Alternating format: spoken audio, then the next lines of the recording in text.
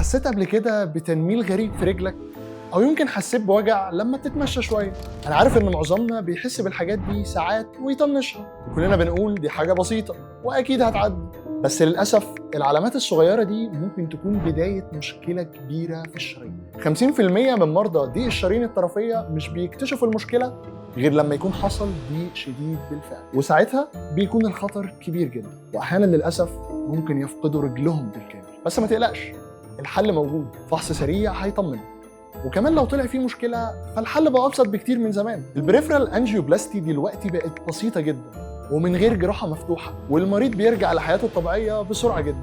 لا بسرعة جدا، اللي هو بعد نص ساعة مثلا. فما تقلقش، الموضوع بسيط. اقلق بس لو لقيت نفسك بتأجل، لأن كده المشكلة هتكبر. لو حاسس بتنميل أو وجع خفيف ما تستناش المشكلة تزيد، واحجز دلوقتي في عيادات الأوعية الدموية في مستشفيات أندلسية، وسيب الباقي علينا.